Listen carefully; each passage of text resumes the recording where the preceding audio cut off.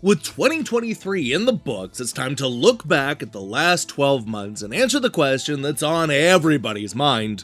Was this a good year for Nintendo Switch Online?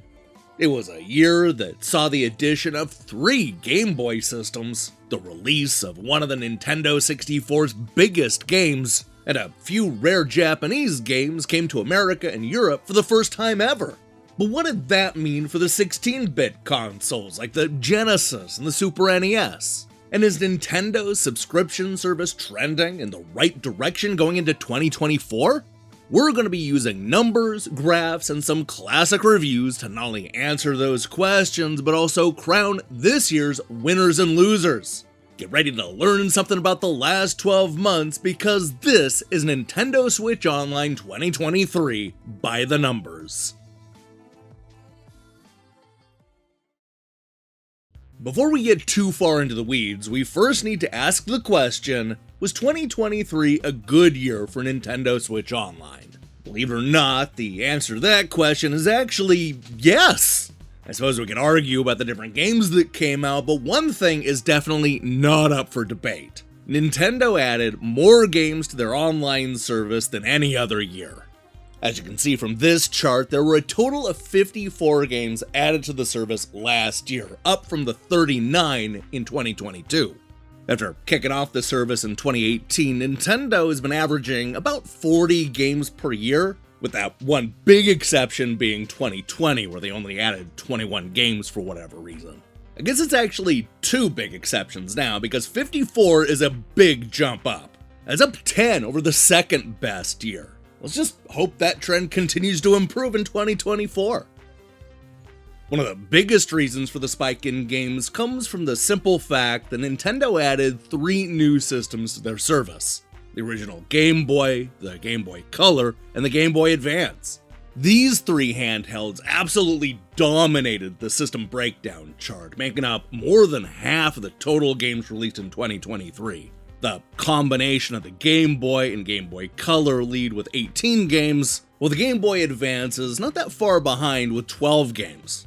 Unfortunately, the rest of the breakdown is rather sad, with only 8 Nintendo 64 games, another 8 on the Genesis, 5 on the Nintendo Entertainment System, and a pathetic 3 on the Super NES. Those 4 systems put together only make up 25 of the 54 games released last year, with a couple of those consoles barely seeing any action at all. Since we're talking about the games, it's probably worth bringing up the Nintendo Switch Online and Expansion Pack split. In 2023, a total of 26 games were made available for the online subscription service at the base $20 level, while the more expensive Expansion Pack service saw a total of 28 games. And while you can certainly argue that most of the year's biggest titles were part of the more expensive subscription plan, it's not like gamers with the vanilla Nintendo Switch Online package were going without. Last year saw some genuine hits for the Game Boy, including most of the titles that you'd actually want from the system. With only 8 games spread across the Nintendo Entertainment System and Super NES, I can't help but notice a disappointing trend. It seems like what happens is that a system will start out strong, have a good year or so of regular releases, and then just completely get ignored when a new system gets added to the service.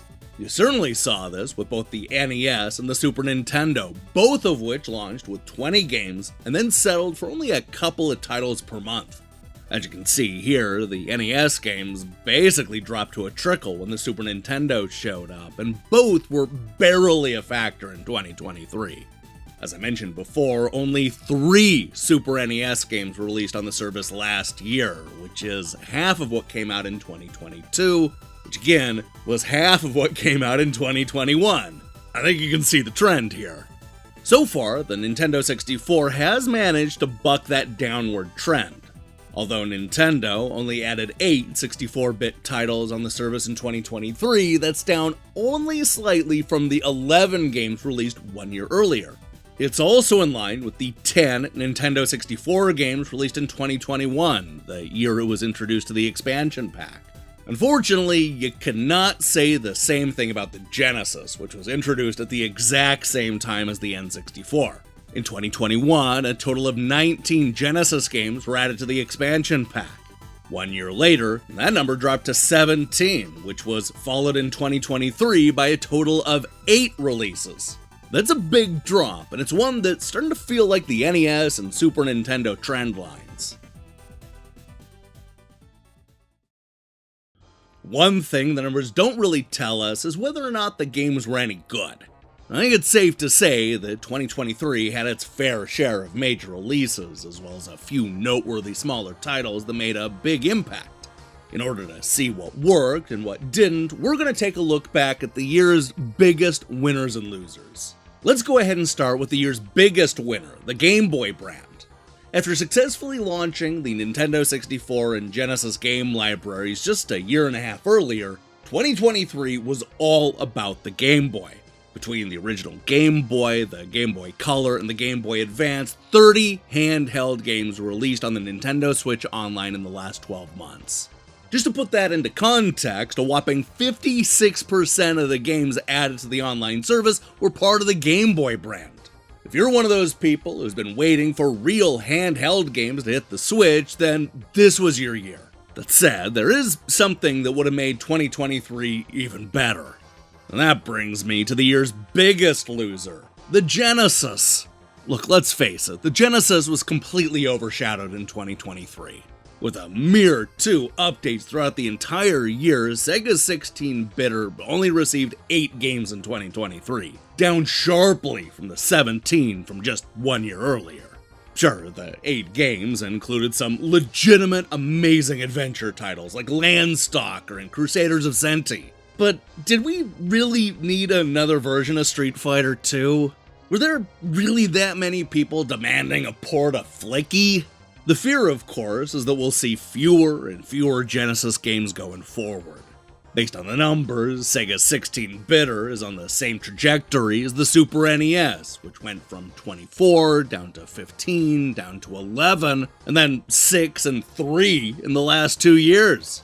Frustratingly, the Genesis's descent seems to be starting a bit earlier, going from 19 games down to 17 games and now 8.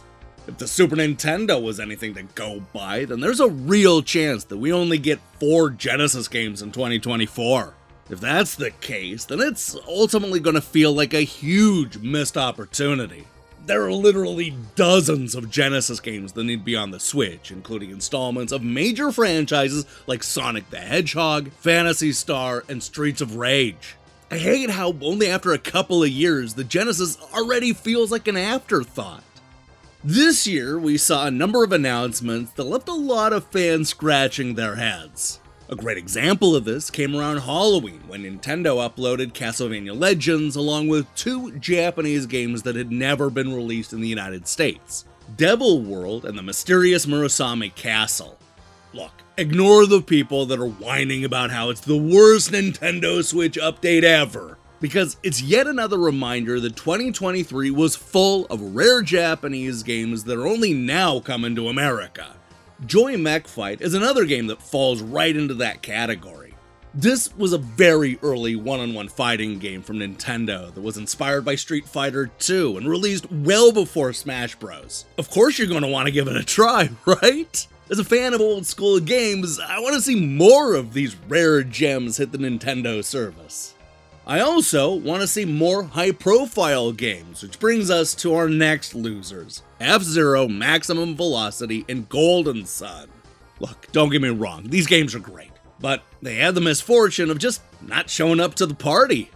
These were among the games Nintendo promised for 2023 when the Game Boy Advance library was announced in February. Unfortunately, they're the only 2 games mentioned to not be released last year. Now, to be fair, there is a good chance that Nintendo will add these games before the 1-year anniversary. But come on, you and I both know that these genuine classics would have been a great way to end the year. Speaking of legitimately amazing adventure games, this was a big year for both The Legend of Zelda and Harvest Moon. The former probably doesn't need a whole lot of explanation, what with Nintendo releasing 4 different Zelda games to hype everybody up for a little game that you might have heard of called Tears of the Kingdom. This involved not only the release of the Minish Cap and Link's Awakening DX, but also both Oracle of Ages and Oracle of Seasons. If you love Link, then you definitely had a lot to play last year. You know what? This is also a good year for Harvest Moon, which saw the release of both the Super NES original and the Nintendo 64 sequel. This is one of those quietly popular franchises that got a nice boost of attention in 2023. And this is the perfect time for it too, as Harvest Moon's style of cozy is suddenly popular with a large demographic of players, many of which own a Switch. I mean, it might not be as flashy as Zelda, but there's no doubt that Harvest Moon was a winner in 2023.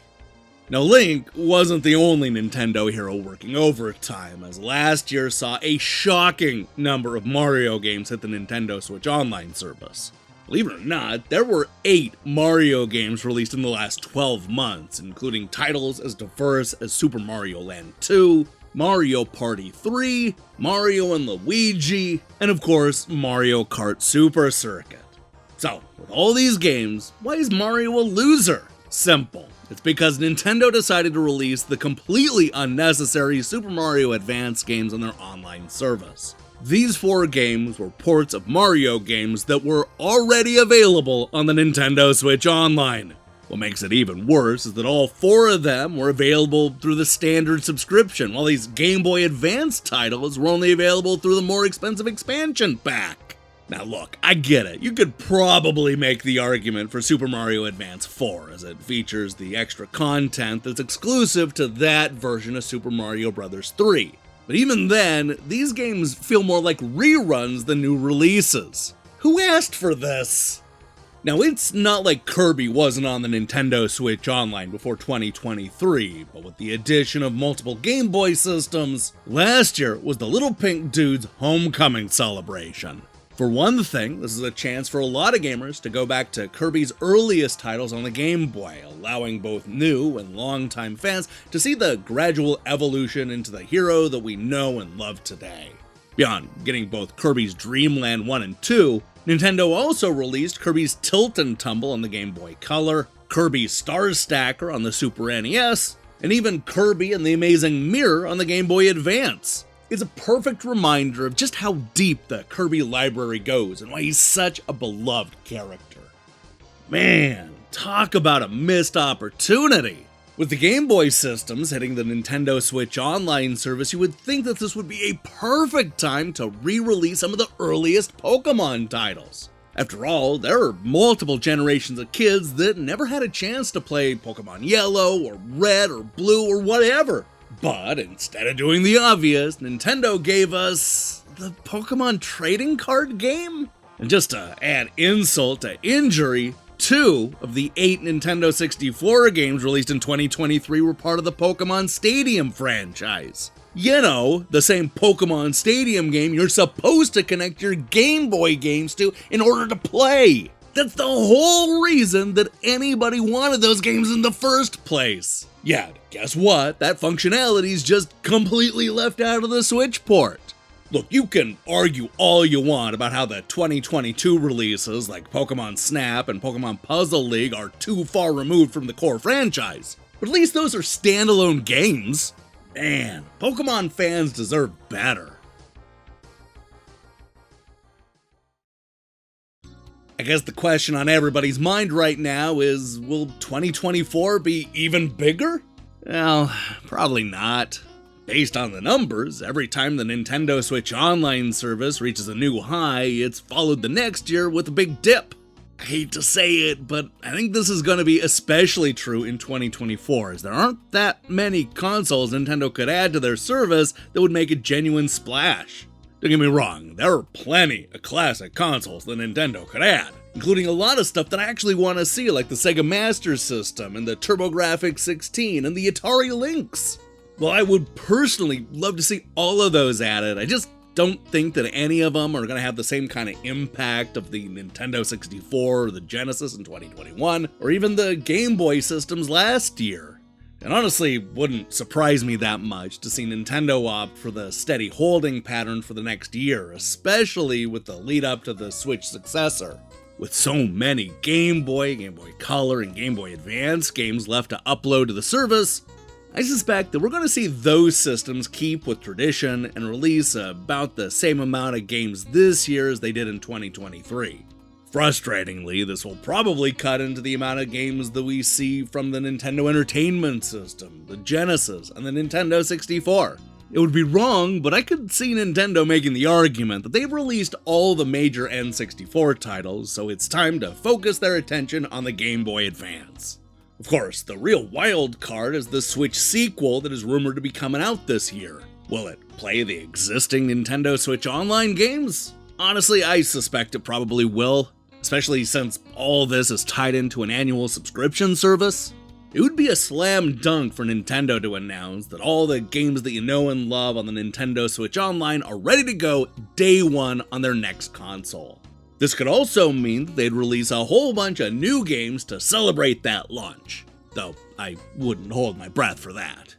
Now, a lot of people have predicted that Nintendo might add Dreamcast or even GameCube games to the Nintendo Switch Online, and boy, would that be awesome! But is it realistic? Probably not. Although a couple of TurboGrafx CD games did slip through the Wii's Virtual Console, Nintendo has been reluctant to release games that came on discs. Those Dreamcast games came on a 1GB disc, which is just about 1,000 times bigger than your average Genesis or Super NES game. That GameCube disc could hold even more information, around 1.46 gigabytes. If Nintendo's gonna re-release their GameCube catalog, it's gonna come the way of remasters and remakes, not freebies for Nintendo Switch Online subscribers. Look, I'd love to be wrong about this, but come on, this is Nintendo we're talking about, folks.